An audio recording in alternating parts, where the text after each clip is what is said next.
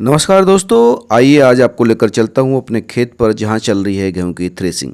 ये मशीन आप जो देख रहे हैं थ्रेसिंग मशीन है, जिसके थ्रू जो गेहूं का पेड़ है उससे भूसा और गेहूं के दाने सेपरेट हो जाते हैं। ये जो भूसा आप देख रहे हैं बिल्कुल सेपरेट अलग ढेर के रूप में हो जाएगा। और ये देखिए ये गेहूँ बिल्कुल इस मशीन से साफ़ सुथरा गेहूँ निकल रहा है और इस मशीन के थ्रू ही थ्रेसिंग होती है। बड़ी संख्या में जो गेहूँ के जो पूलियाँ हैं वो इकट्ठी कर ली जाती है पहले ही दिन, ताकि जब थ्रेसिंग कराई जाए तब तुरंत ही जो है पूलियाँ मिलती रहे। और इसी वजह से गांव के लोग जो हैं पहले ही दिन जो है जो पूलियाँ हैं वो इकट्ठी कर लेते हैं सेंटर में खेत के, ताकि क्योंकि मशीन बहुत कैपेसिटी के साथ चलती है, बड़ी मात्रा में इसको पूलियाँ चाहिए, तो इस वजह से जो वर्कर हैं वो पहले ही इकट्ठा कर लेते हैं। उसके बाद भूसा और गेहूँ सेपरेट हो जाता है। आप देख सकते हैं बिल्कुल साफ़ सुथरा गेहूँ यहाँ पर आपको दिखाई देगा, जिसको तुरंत ही पैक किया जा रहा है बोरों में, कट्टों में, ताकि इसमें किसी तरह की गंदगी ना मिले। क्योंकि हवा चलती है इस दौरान, काफ़ी धूल रहती है, तो ऐसे में संभावना रहती है कि फिर से कहीं गेहूं में धूल मिट्टी ना इन्वॉल्व हो, और इसी वजह से तुरंत ही इसको पैक कर लेते हैं। ये देख सकते हैं ये थ्रेसिंग की जो प्रोसीजर है, आप देख सकते हैं मशीन के थ्रू जो है सेपरेट किया जा रहा है गेहूं को, भूसे को। लेकिन इससे पहले क्या होता है, थ्रेसिंग से पहले हार्वेस्टिंग होती है। हार्वेस्टिंग में जो है जो पेड़ होता है गेहूं का उसको काटा जाता है। हालांकि अब मशीन आती है, लेकिन अभी भी उत्तर भारत में मैनुअली कटिंग की जाती है, जिसमें खेत में किसान या किसान मजदूरों के थ्रू अपने खेत को कटवाता है और उनको पूली बांध देता है और 1-2 दिन के लिए सूखने के लिए छोड़ देता है, ताकि वो अच्छी तरह से ड्राई हो जाए और जब इसकी थ्रेसिंग की बारी आए तो किसी तरह की दिक्कत ना हो। क्योंकि गीला अगर गेहूं का पेड़ रहेगा तो उसकी थ्रेसिंग में दिक्कत आएगी, साफ़ सुथरा गेहूं नहीं मिल पाएगा। इसीलिए मैनुअली या मशीन से जिससे भी काटा जाता है 1-2 दिन के लिए उसको छोड़ दिया जाता है। जिस तरह से ये पुलिया आप देख रहे हैं खेत में पड़ी हैं, इसको इसीलिए छोड़ा गया है ताकि ये सूख जाए, ड्राई हो जाए, नमी ना रहे, गेहूं और भूस दोनों सेपरेट हो जाए। और इसके बाद जब थ्रेसिंग का नंबर आता है तो आपको साफ़ सुथरा गेहूँ देखने को मिलता है, जो आप देख सकते हैं। इस तरह से बड़ी मात्रा में जो है गेहूँ जो है थ्रेसिंग के थ्रू इस मशीन से निकलता है। और इसी वजह से कई मज़दूर साथ काम करते हैं, कुछ मज़दूर रेस्ट करते हैं, कुछ मज़दूर काम करते रहते हैं। ये जो थ्रेसिंग मशीन है इसमें लगातार 2-3 पूलियाँ लगातार डालनी पड़ती है, इसलिए 2-2 मज़दूर साथ साथ काम करते हैं। और गेहूं को पैक करने के लिए, सेपरेट करने के लिए भी कई लोग होते हैं, ताकि तुरंत ही दोनों काम होते रहे। ये जो भूसा आप देख रहे हैं ये भी चारे के रूप में इस्तेमाल किया जाता है। किसान इसको भी अपने घर में ले जाता है, और जब चारा नहीं होता है तो उस समय इस चारे का इस्तेमाल पशुओं को खिलाने के लिए, फीडिंग के लिए किया जाता है। ये जो पुलिया है वो इकट्ठा कर रखा है, इनका जो है पूरी तरह से सेंटर में, जो खेत के सेंटर में, उसको इकट्ठा कर रखा है। और इस तरह से मशीन को लगाया गया होता है कि जिस तरफ से हवा आ रही है उस तरफ को इसका मुंह ना हो, दूसरी तरफ को हो, ताकि ये धूल जो है, ये जो भूसा है वो फिर से आकर गेहूँ में ना मिल जाए, ये जो काम करने वाले लोग हैं उनको परेशान ना करे। इसलिए मशीन को का डायरेक्शन भी महत्वपूर्ण होता है। इस दौरान बहुत ज़्यादा गर्मी होती है, लू चली होती है, मई अप्रैल लास्ट में ये पूरा प्रोसीज होता है, तो इस वजह से जो है इस समय काफ़ी थकाऊ और काफ़ी जो है डिहाइड्रेशन का माहौल बना रहता है, और इस समय काम करना काफ़ी चुनौतीपूर्ण होता है।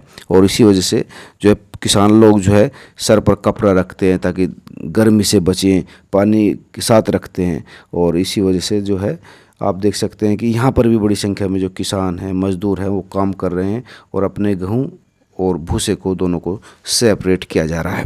ये जो प्रोसीजर है ये दिखाने का मतलब ये था कि आप समझ सके, आप में से जो लोग किसान नहीं हैं वो समझ सके कि किस तरह से खेती की जाती है। अब ये मशीन चलनी शुरू हुई है। इसके नीचे जो आप ये कपड़ा देख रहे हैं, ये कपड़ा इसलिए डाला है ताकि जब भूसा उठाया जाए तो वो जो नीचे खेत में उस मिट्टी में ना मिले, ताकि जब उसको इकट्ठा करा जाए, उसको गठिया में बांधकर गांव में लाया जाए, घर में लाया जाए, तो किस तरह की दिक्कत ना हो, उसको सेपरेट करने में कोई दिक्कत ना हो।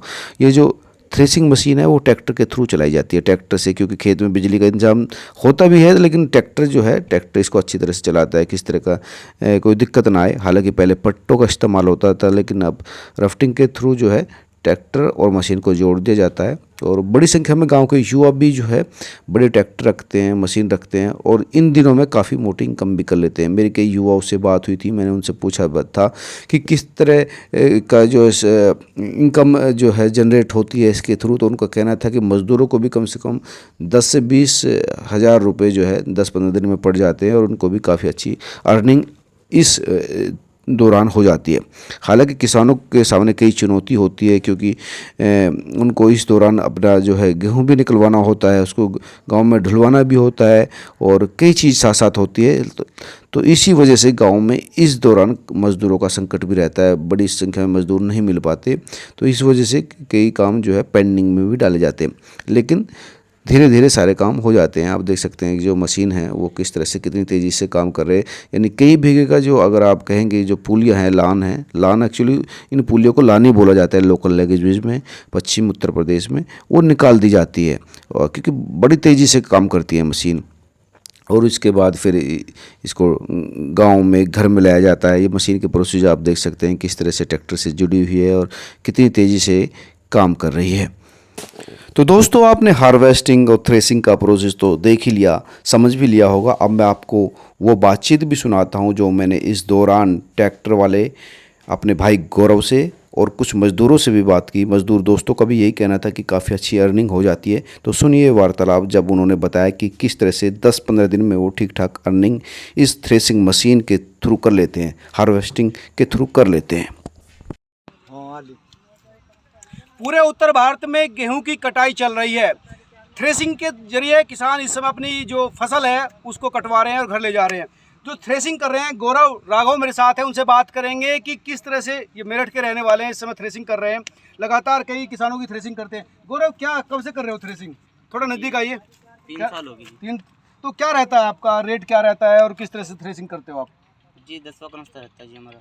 10वां, यानी अगर 9 मतलब 10 में से एक या 11 में से एक 10 या 100 के, अगर किसान को 100 कनस्तर गेहूं हुए, मतलब यहाँ गेहूं जो है कनस्तर के हिसाब से नापे जाते हैं। हाँ जी, अच्छा, 100 कनस्तर में से 10 कनस्तर हमारे और 90 अच्छा, कनस्तर मालिक ओके। 110 का मतलब परसेंटेज रहता है किसान के। अगर गेहूं ये काटेंगे, थ्रेसिंग करेंगे तो 110% ये लेते हैं। हाँ जी। अच्छा, इसमें क्या औसत आपका 110 का क्या अच्छा औसत आता है कैसे? अगर आपका इंफ्रास्ट्रक्चर देखे, आपने ये हाँ जी। ट्रैक्टर लिया, ठीक औसत आ जाए जी। अच्छा ठीक आ जाता हाँ है। जी। पेट्रोल डीजल के रेट बढ़े हैं, उससे क्या कमाई पे कुछ इफेक्ट आया? हाँ जी, बहुत ज़्यादा फर्क पड़ा जी। अच्छा, इस बार कुछ रेट बढ़ाया आपने पहले के मुकाबले या नहीं? एक कनस्तर का फर्क पड़ रहा है जी वैसे, लेकिन महंगाई इसके वजह से एक बढ़ा दिया तुमने? हाँ जी, महंगाई की वजह से एक बढ़ा दिया। पहले आप 9 लेते थे? 11 कनस्तर था जी। अच्छा, ओके। मतलब इस बार जो है जो डीजल का इफेक्ट जो है किसान के जो है कॉस्ट पर भी आ रहा है, तो इस बार 10 लेंगे आप? हाँ जी। अच्छा, किस तरह से करते हैं? ये पूरा कितने निकाल देते हैं पूरे दिन में अगर बात करें तो? दिन में जी करीब 550-600 कनस्तर तक। 650-500? अच्छा, हाँ जी। तो आपका कितना बन जाता है? आपको जी अब देख लो जी 10वें कनस्तर से। अच्छा, 10वें के 50 कनस्तर, 50-55 कनस्तर कनस्तर आपका बढ़ जाता हाँ है। जी, अगर आपकी बात करें, लेबर भी आपके साथ रहता है? हाँ जी। कितने लेबर रखते हैं? 5 आदमी। 5 यार। तो इनको क्या आप मतलब गेहूं ही देते हैं या फिर पैसे भी? गेहूं जी। इनका क्या रहता है? 100 पे 2 कनस्तर। इनके 100 पर 2 हैं, तो यानी आपको 100 पर 8 कनस्तर पड़ते हैं और इनको 100 पर 2, तो इनका औसत ठीक आ जाता है। तुम कितने दिन का काम रहता है कुल, कितने दिन चलता है ये थ्रेसिंग का? सीजन भी छोटा था जी, तो 15-20 दिन का सीजन था जी। 15-20 दिन का।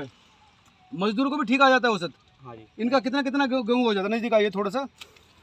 तो 4-5 क्विंटल कर लेते 15 दिन में। तो ये भी एक अच्छा औसत है कि 5 क्विंटल जो है। अच्छा, रेट क्या चल रहा है इस समय गेहूँ का अगर मार्केट की बात करें? ये 2021 का करीब। हाँ, 2000 ही देखे तो यानी 10,000 के करीब आप 10-12 हज़ार कमा लेते हैं 15 दिन में, तो उस हिसाब से ठीक है। अच्छा, टाइम का कैसे रहता है कि दिन में, मतलब दिन में रात में दोनों? हाँ जी, रात के टाइम पे चलते हैं, दिन के टाइम पे चलते हैं। अच्छा, दोनों। हाँ जी।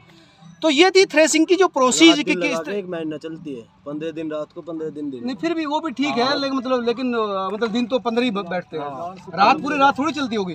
12-1 बजे तक चलती है। और सुबह 6-8 बजे से शाम को 6 बजे तक चलाएंगे, फिर खाना खा के फिर मशीन चलाएंगे रात के 12-1 बजे। तो रात को थोड़ा आराम भी मिल जाता हो ना, 5-6 घंटे का आराम।